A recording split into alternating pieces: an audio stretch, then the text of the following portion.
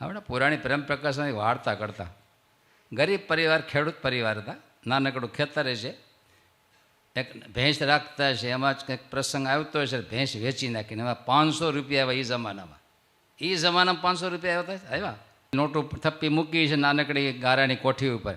પાછા ભાઈ ખેતર ગયેલા, વાહે આ ભાત લઈને ગયા ને રોટલા ઘેડીને ગયા, એટલે ચૂલામાં શું હોય, એમાં બે રમતા રમતા ઓલી થપ્પી હાથમાં આવી ગઈ. એને કંઈ રૂપિયાની ઓળખાણ તો ન હોય. એમાં તે નાનકડા ભાઈ, 4 વર્ષનો બાબલો, એને ઓલી થપ્પી ઉપાડી અને એમાંથી નોટ કાઢીને ચૂલામાં નાખી. થયો ભડકો. તો બેન ઠેકડા મારે, ભાઈ ભકો કરે, ભાઈ ભકો કરે. એક પછી એક નોટ નાખતા જાય અને ભડકો થાય.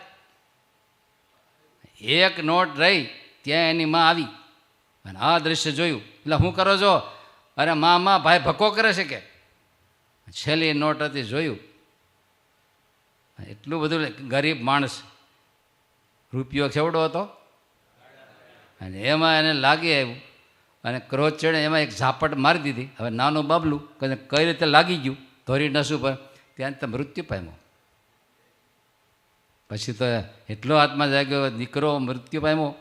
એટલું લાગી આવ્યું, ઠેલ રાખતા ઠેલ. હવે પંખો ઉપયોગ કરે છે, પહેલાં ઠેલમાં ખબર પડે ને, ચડાતા ઉપર. તેમાં દોરડું બાંધી અને ગાંઠ ઉપર ખાઈને લટકી ગયા. હવે જીવીને શું કામ છે? બાબલો મરી ગયો, આ લટકી ગયો. અને ઓલી કન્યા ચીસું પાડીને રડે. સમાચાર મળ્યા, દોડતો ઘરે આવ્યો અને આ દ્રશ્ય જોયું. નાનકડી દીકરીને વાત કાલે ગયેલી વેચી વાત કરી. આ કે જીવીને શું કામ છે? અંદર છરો હતો, છાતી નાખી દીધો. બોલો, પરિવાર શું છે? પરિવાર કે ભલીવાર કે શું કહેવાય એને? ત્યારે ખૂબ જાળવવું જોઈએ.